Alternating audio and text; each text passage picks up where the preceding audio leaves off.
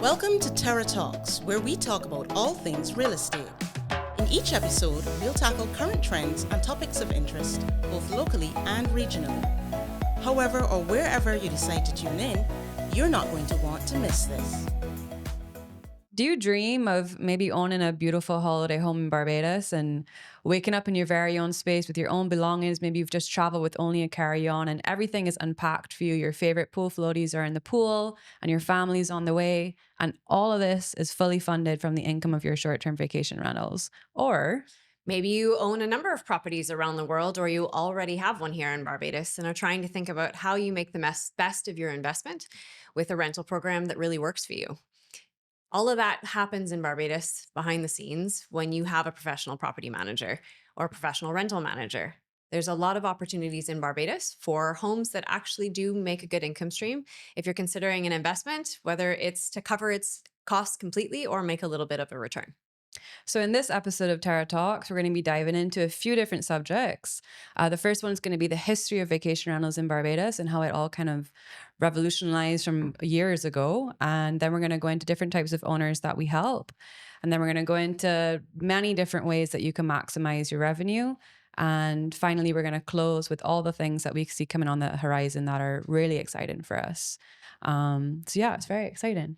My name is Sammy Davis and I'm the business development manager here at Blue Sky Luxury. I help manage some of the portfolio and also I'm into a lot of the tech side of the business and a lot of the software and how we integrate with different things and whatnot. Tania Wallace, and I am the managing director for Blue Sky Luxury, and I'm the head of holiday rentals. So I lead the strategic direction for all of our homes and the overall team with the reservations team, concierge, and also the strategic direction for the firm, and trying to make sure that we place your homes in the best possible manner and that we're really managing to deliver on our promises. Yeah. So she has very little time in the day. I have lots of time on my hands. Yeah. So I think let's start off with the history. So basically, Barbados did not end up where we are now. It took a long time for us to get to where we were. So how did that kind of start? What did we first sort of see? So vacation rentals in Barbados and actually the second home market, just not vacation rentals. And it was actually before they even called it vacation rentals. It was always the villa market, I guess. It started a lot earlier than people thought it did. Barbados's first second home market development, which was Sandy Lane, started in the 1960s. And then the next second home development they did that was probably one of the first amenitized communities was starting in the 1990s with Port St. Charles, which is a marina community, and Royal Westmoreland is a golf community that continues to develop today. Yeah. And from then, it's just grown and grown. We had fully serviced villas long before many of the other markets in the Caribbean did. And that's evolved over time, leading all the way up to lots of growth and growth in the second home market. Of course, you hit 2008 with the economic recession, which was hard on everybody. Yeah. But it then continued to evolve and bounce back a bit with still a very strong second home market in Barbados that has held its value for the most part. And then, of course, we all went through that really tough time in tourism in 2020. With the COVID-19 pandemic. But out of that, for whatever reason, the villa market and the vacation rental market has boomed. And not just that, but the second home market as well. I don't know if it's a matter that people see second homes differently because of the ability to work remotely, that they're not just going and thinking, well, does it make sense to invest in it? And I might only use it a couple weeks a year. They can work here for longer, stay here for longer. And I know we've seen that in terms of the length of stay of people and the second home market from a real estate perspective. 2022 and 2023 were two absolute record years and have continued to pace well for with lots of new product on the market as well. Developments like Allure that will be finishing in a couple of months and launching to the rental market this year as well are really exciting new things coming that are just showing total confidence in this market, in what it can do, with not just people investing in a product like Allure for, their own personal use, but as an investment as well. We've seen that locally and regionally in terms of who's invested in it.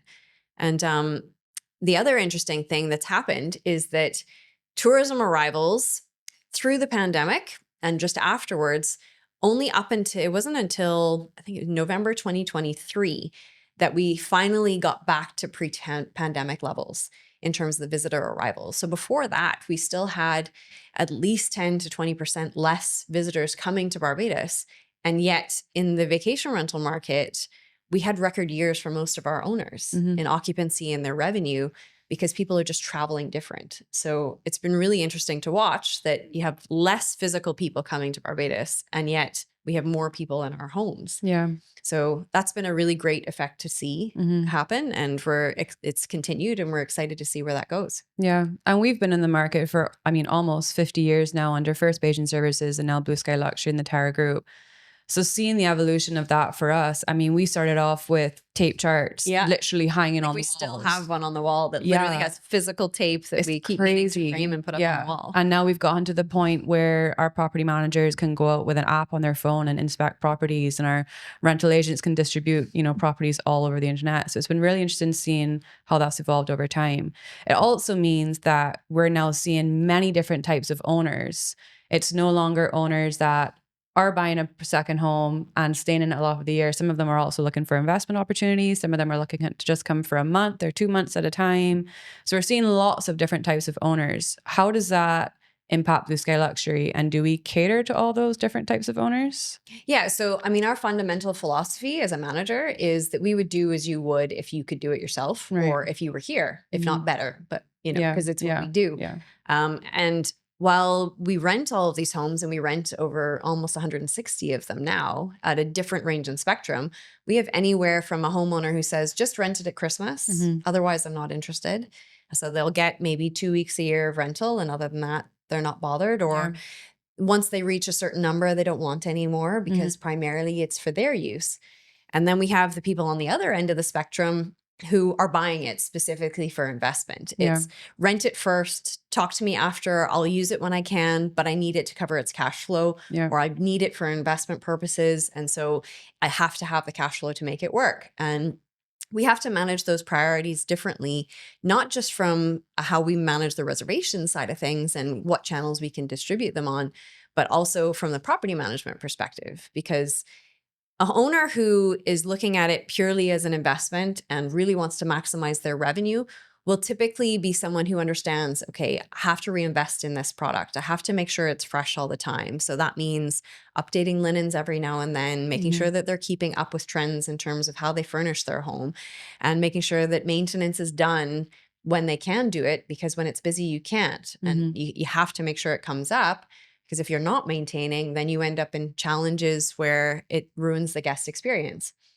Whereas sometimes you'll have owners who, because it's their home, it's how they want it. And it doesn't bother them if it's widely applicable or if it isn't, because at the end of the day, they bought it for themselves. They rent for different reasons. And sometimes renting is just a matter of, let's keep my staff interested so that I can retain the best chef. Maybe it's so that I can actually cover some of my costs. And in some cases, it's just that physically houses work better when they're used. Otherwise, what our property management team do is they have to go in more regularly.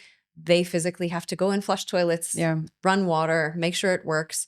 Whereas when it's rented, you have that all the time, systems being tested, which helps you to maintain a home. Houses are meant to be used. They're not meant to be closed up. And I think we had some clients who we took over from out of the pandemic who did have them closed up for a long period of time, and they had to do a lot to bring them back to life again. Yeah, no, I think we do a really good job. Literally every single owner that comes to us, we'll sit them down and we'll basically go through rate comps and projections for that particular property. We'll look at surrounding properties in the area. So we do a really good job of also talking to them and find out what their goals are. So one owner may have the goal of only wanting to cover running costs. One owner might want to have the goal to try and earn a little bit on top of that. And we're very realistic with them as well, I think, for the most part. Do you think if there any owners that come to the top of your head that kind of fall into those two categories that we've done really well with? Or I think that where we've seen it is kind of we can see where the homes that have done really well are the ones who have taken our advice for the most part, Yeah. because we are really realistic, right? Yeah, Like, the worst thing 100%. we could do is overpromise and Yeah. then not be able to deliver. I'm Yeah. not going to tell you that you can achieve $1,200 a night if Yeah, exactly. really to market your home properly, that you should be marketing it at $800 a Yeah. night. There's no Yeah. point to, all it's doing is setting us up to fail. So I think that, and I know we'll talk about this in a little bit, following the advice of the experts, because this is actually what we do. Mhm. It's difficult sometimes though, because I know a home is something that is precious as well. For sure. It's not like an office building. Yeah. That there's no emotional attachment to Yeah. that for them.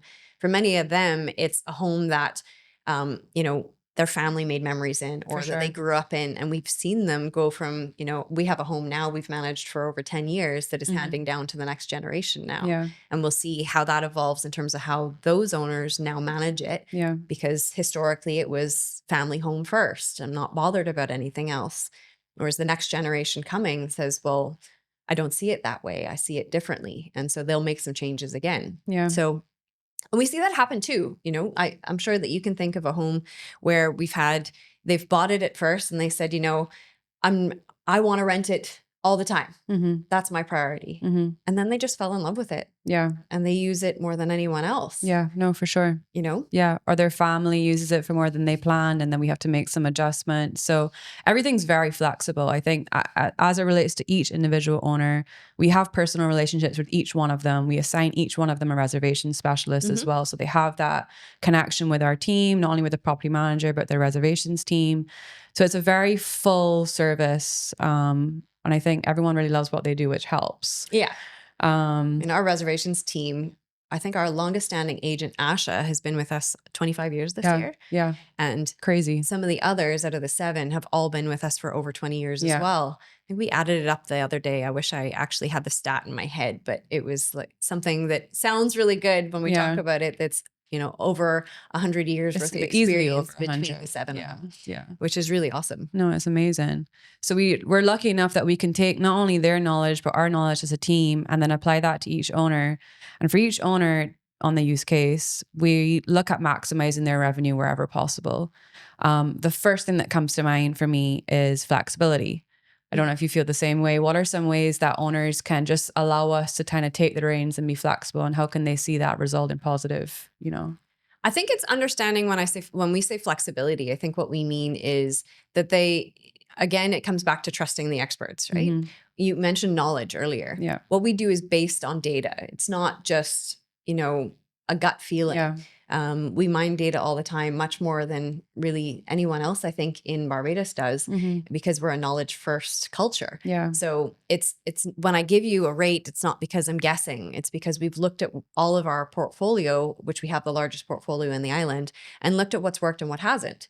So if we tell you, look, the demand is showing that this is pacing behind this year, and so we need to play a little bit with your rates to drive a bit of traffic, or we need to run a special to get a call to action to get attention back because some other things are going on, that it's being flexible to do that. And not, I think where we sometimes struggle with homeowners is where they get fixated on a rate. Yeah, no, for sure. And I think that's something that's different. A nightly rate too, yeah. Like, can you tell me a hotel that tells you how much it's going to cost for a room every night of the year? Yeah. There's not a single one. No. Right?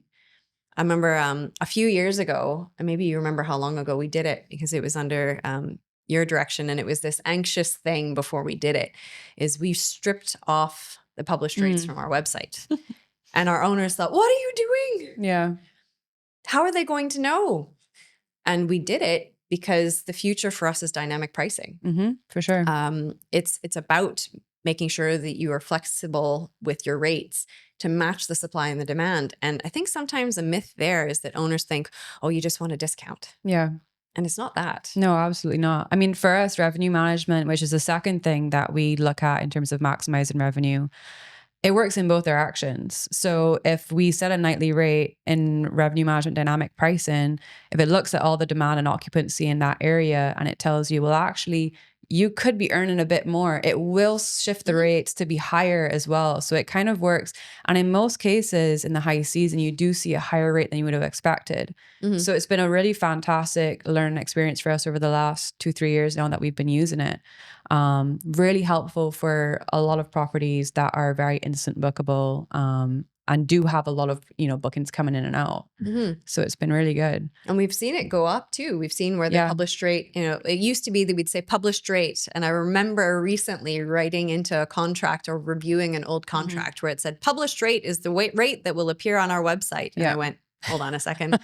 That's not actually the case anymore. Yeah. The published rate is really our benchmark for where we're going to add flexibility from that as a baseline. But then we also work with hundreds of tour operators worldwide. So on the luxury side of the business, it's about, that is the rate that is distributed to those tour operators and travel agents. So they have something to work with. It's difficult for them to distribute dynamic rates to hundreds of travel partners worldwide, and for them to understand that. So while our site will adjust those to supply and demand and on the channels, which is key for, as you said, the ones that book themselves. Correct. Managing that rate for demand is important. And I think that's where the future is going. I think where the historical, here's a summer, a winter, a Christmas rate that we've had in the Caribbean is changing. We have other times of year where you can yield close to the same rate, but not always, because sometimes you have to balance what's happening in the market at the time. And I think I think you asked earlier, where have we had some challenges with balancing owners' priorities and them understanding, is don't fixate on a rate. Sometimes they say, oh, well, that's 15% off of the rate. Or, oh, but it's 15% off the rate for a 3-week stay that you might otherwise only get a 1-week stay at a full rate. So Or no yielding, booking at all. no booking at all. So it's yielding you better cash flow. It's still over your running costs. We balance those things. And again, for us, we're holding hands in this, right? I'm not motivated to discount. I don't want to. Yeah, of course. I want to yield the highest rate because I'm going to earn on a commission basis. So I'm not going to discount if I don't have to. That would be crazy. I'm minimizing my own revenue in doing that, So I think that if there's one takeaway for an owner, it's don't focus on a rate, focus on the revenue it yields. Set a threshold with us that says, this is my minimum that makes sense for me. That, because we do have some owners who basically say, once it stops me sending money, do what you need to do. Once it's the right type of client that's coming under that rate. We have others who say, if it's not yielding me a minimum of this, even though there's something less than that is economic, I don't want it. Because it's not worth it to them for the wear and tear on the house and how they want to keep it. And that's their choice to make, which is fine. No, for sure. And I think the important thing to remember too is when you're starting out as a new owner, a new property, we fully recommend coming in, being extremely flexible, using the dynamic pricing, because you do want to start off really competitive so that you can then build that repeat business over time, build those reviews, and kind of then use that to boost your rate going forward, which is unfortunately a lot of new owners come in, they fall in love with their property, which is completely understandable. We fall in love with it too. But at the same point, you do have to be reasonable in terms of what to expect when you're first starting off. We say it takes 1.5 to 2 years to generate a stable. Depends on when you're launching. So it does take, it's not an instant hit go and your bookings will be flooded. It does take a little bit of time. And revenue management, which, just to be very clear, is not a promotion or a discount. So we've done that a lot in the past. We would do like book 7 nights, stay 1 night free. That's a promotion. Revenue management, dynamic pricing is actually an algorithm that's based looking on demand and occupancy in the area, what everyone else around you is doing. So it's a very precise way of calculating the nightly rates that we can't do manually ourselves. There's technology for that. And a lot of technology that we lean on for that. Yeah, for sure. So that kind of covers, well, as you said, we no longer really have a summer, winter, Christmas for some of these properties. We do as a baseline. Yeah, but it does fluctuate a lot. So then leaning into distribution, because some homes will find do really well direct, whereas others really lean on travel agents and tour operators. What's your kind of experience using the travel agents and tour operators, and what should some certain owners, should they just agree to everything, or? I think that where we've been more strategic in recent years is making sure that we're pushing product to the right place for Right. the type of product that it is.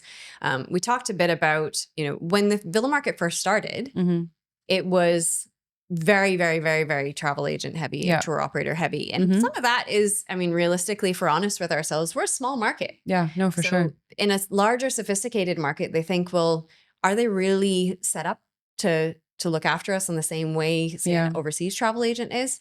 They don't always recognize as a guest that those people are actually booking with us anyway. We're the ones who will look after you. Yep. But historical market across the villas in Barbados, which started off as the higher luxury second home market, where 70 to 80% of bookings would come from tour operators and travel agents.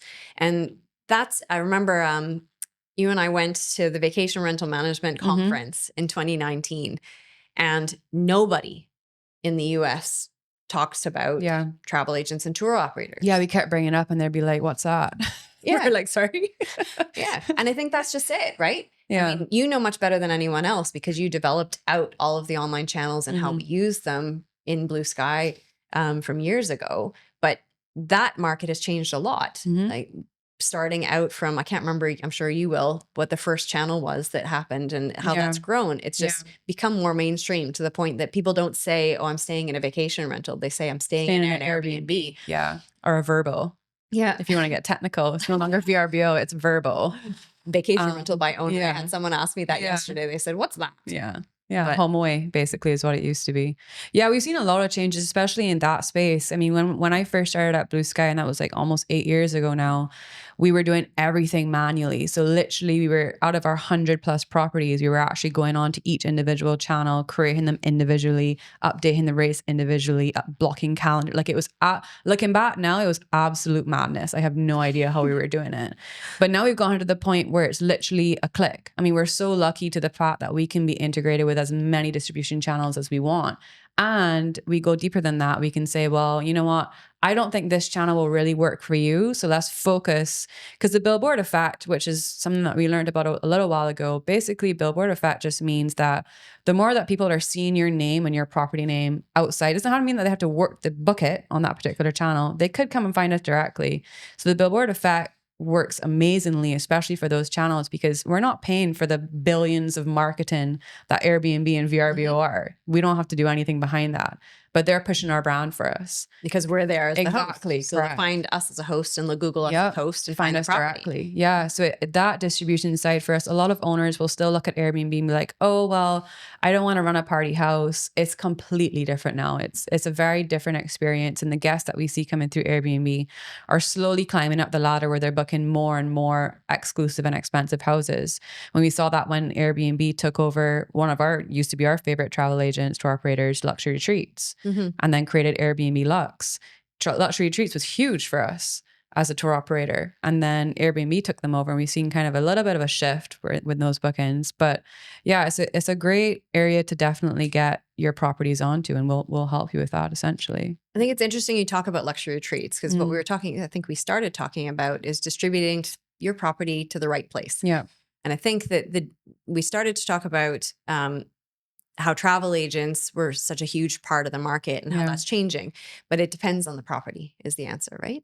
Like they're not going to book a Laughing Waters on an online channel. No, absolutely Nobody's not. going to part ways with something at $17,500 a night starting. I don't even know if you can. Like, yeah, can you put on your credit card? I don't know. Do people have credit cards? Is that size limit? I don't know. They must. They must, but no one's going to do that. Yeah. They're just not. So what Luxury Retreats used to do really well, and a number of our other operators that we work with around the world, our large operators and really valued villa partners, is they do luxury really well. They want the personalized service. They want to make sure they're speaking to a person. And we do that internally as well in our teams. But I think that watching what happened with Luxury Retreats, transitioning to Airbnb Lux, and watching their volume go through completely the floor, reduced. Yeah. It's just, it no longer had the personal service anymore. And that's fine for the right type of client. Yeah.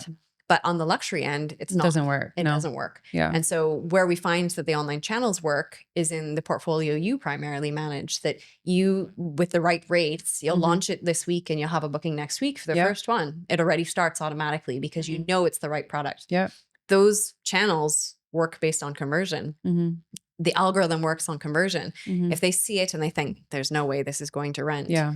it's just not going to show up in the search results. No, for It's sure. going to show up the ones that have really good reviews, that have a rate that makes sense, that looks like it's within the range in the market, has great photography, and response time from the team is It's high. excellent Yeah. and really high. So that's Mhm. why our team works 7 days a week Yeah. and after hours, and Mhm. that we've built them into teams to make sure that they can focus on those key success factors, Yeah. you know? But Yeah. on the luxury end, again, it's personal. They want to know that they have someone who's going to help them plan their whole itinerary and stay. They want to make sure that the chef is really well trained and can do what they want with Yeah. specific dietary requirements. You can't do that with a click of a button. No. So we still do have those properties on those online channels on one side, but you also have a lot that don't do anything there other than for what you say, the billboard effect. Yeah. And we put them there so that people can find them behind the marketing dollars of that, but ultimately will book with us directly Yeah. or through one of our partners because that's what they need. Yeah. But I think it's also making sure that we do the right thing in terms of marketing at the outset. And when do we put something on a channel? When do we start there? Do we give it automatically to the travel trade first? Or do we need to make sure they get a chance when we know it has high success on those channels? Because otherwise our owners are paying out more commission than they need Yeah. to, No, of course. you know? Yeah. And with the technology we have, you know, when we look at Sapphire Beach, for example, where we manage 27 or 28 units, that used to be so heavily dependent on tour operators. And now there's about 2 travel partners that book it. Yeah. And everything else is through an online channel and it's always full. Yeah. So it's now at this point, you think, well, does it make sense to even let those travel agents and tour operators have it? Probably doesn't, because it would book anyway. So it's flexing that power and being, you know, confident in what we do and what we know to make sure that we do the right thing for our owners. Yeah. You know? On a property by property level, which is really important. What we really focus on. So I think, I mean, we've kind of mentioned it, but in terms of what's coming, artificial intelligence plays a role in dynamic pricing, but there's so much more that it can do for us. I mean, we've started using it to help write our property descriptions with the help of our marketing team to make sure that we're still utilizing keywords. Another area that we're looking at using it is maybe a chat bot or a frequently asked question page on our website where a lot of that information can be generated automatically by artificial intelligence. What are some of the things that you see that are coming that you're really excited about or that can impact the vacation rentals in Barbados? I think that what I'm actually seeing is a little bit of a change of an owner mindset. And I don't know if you see that. And maybe it's just as people are investing and seeing it differently, whereas the you know, decades ago, homeowners were buying it mostly for themselves and rentals was a sort of a thing that we kind of do. Whereas vacation rentals and villas has become such a huge market for accommodation around the world. That and that's something that we don't even talk about. You know, I was involved in a study in 2008 that did the vacation rental market study for the BHTA. That's the Barbados Hotel and Tourism Association. And at the time, there was roughly about, I think, 820 or so units that were actively marketed. And at that point, the channels were non-existent. Yeah. We didn't have Airbnb. We didn't have VRBO, Flipkey, Expedia, Booking.com selling villas and vacation rentals at all. Didn't exist. You might have had TripAdvisor for reviews, but that was it. They weren't booking through those channels. You certainly weren't instant booking anything. And now with the data that we have in terms of the listings in Barbados, online channel listings is over almost 11,000 listings across the channels for Barbados alone, which represents roughly about 6,000 properties. So the growth in that market and how it's changed has been massive. And I don't see that changing. What's changing, the person is changing. And so we have to be making sure that everybody comes along with us with doing more of the dynamic pricing, being flexible in your length of stay, making sure that we're targeted in our marketing for the right person in the right place, and using things like you say with AI. I mean, some blow mind things that happen where you can, you know, send in, someone clicks on your website and searches through a few of our pages. We know what properties those are, and it sends them a targeted email to tell them, here's some other ones that you might like, without us doing anything. There's a really huge opportunity, I think, there to be really targeted, because in a portfolio of 160 properties, there's no point in me giving somebody who's going to book a Coral Beach unit a few $100s a night, which is a really lovely modern unit, brand new, to somebody who is looking for, Bachelor Hall, which is an ultra luxury experience. Yeah. There's no point. So I think I'm excited about the new technology where that's concerned for distribution.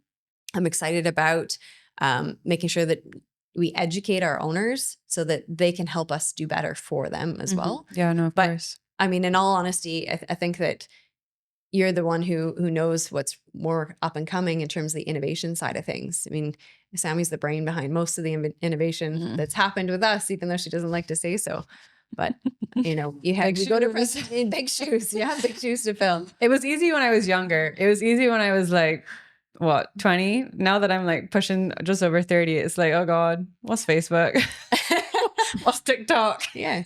But I mean, for us, it was really encouraging when we had a vacation rental forum recently, and we're going through a presentation from a large North American company about some of the very things we're talking about that we do already. Yeah. And having so many people in the room, like their eyes were wide open the first time they're ever hearing it. Yeah. And every time I think there's a new idea and I checked with you and think, oh, we should do that. And he's, oh, we tried that already. Yeah. Or no, we do that already. And oh, I implemented that last month. So I would for us, it's keeping But up with it's also lucky from a vacation rental standpoint. And I always say the hotels have kind of paved the way for us.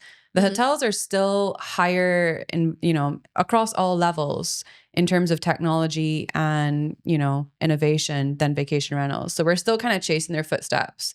So there's still room for us to really to grow. But a lot of that is being fed from hotels. So we're kind of lucky that we're not in this whole new, aerodynamic space, like space travel, and where we're trying to break new ground. We do have a little bit of a footstep to follow. So that's kind of nice. But also at the same time, in Barbados specifically, we're really evolved. No, it's true. I mean, it's still older. New ones. There's some new ones that have come in the last couple of years, but in terms of overall growth of the hotel stock, remember I said we went from 800 units to now over 6,000. Yeah. And that 6,000 doesn't include luxury. Yeah. Because most of the luxury homes don't use those channels. Of course.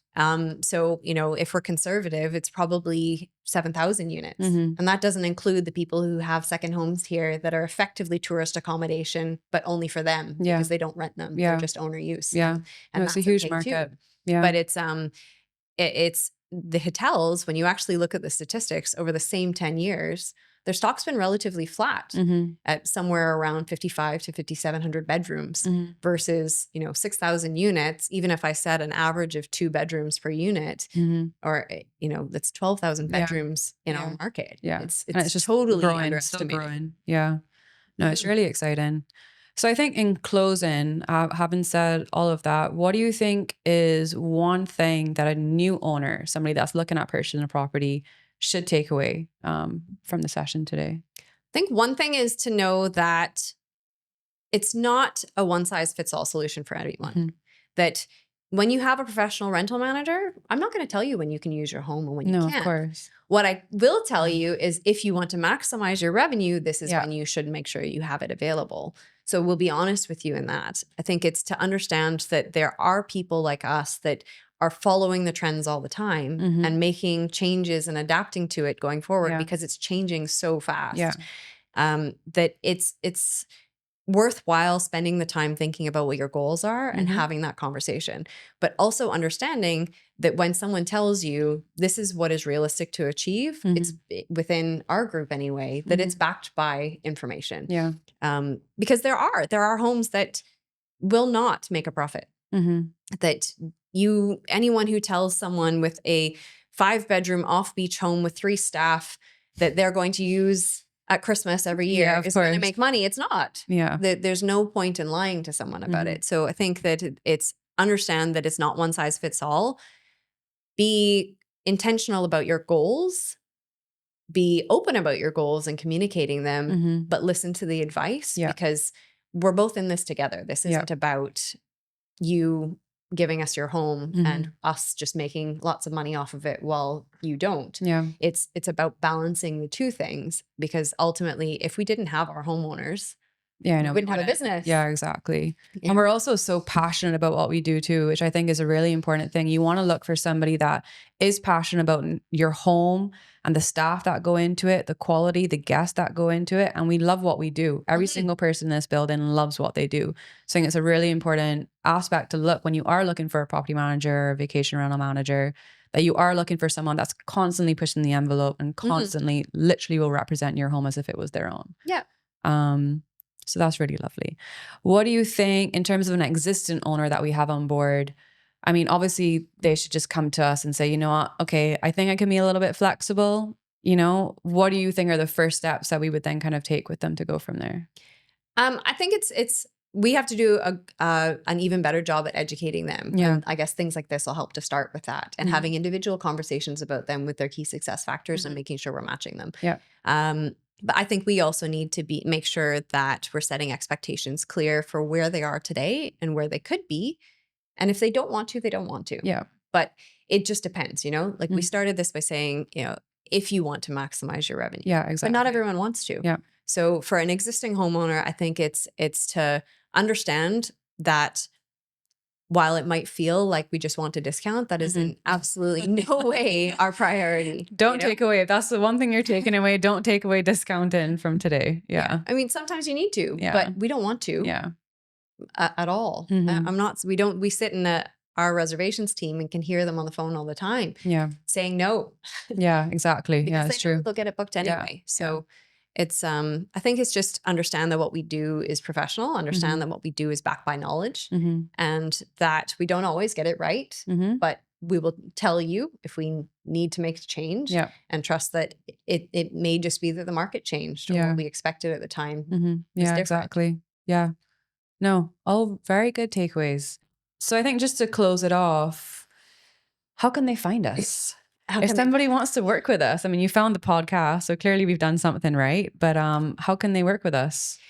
They can reach out to us directly through our website on the contact us form, or write to experts@blueskyluxury.com, Right. which we've been really intentional about how we write that email. Right. It's not info@blueskyluxury. Right. It's because we're experts at what we do. Experts@blueskyluxury.com. You can reach out to us through there. And let's start to have a conversation. Yeah, perfect. So my name is Sammy Davis. And I'm Tania Wallace. And thanks so much for joining us on another episode of Terra Talks. Hope to hear from you soon.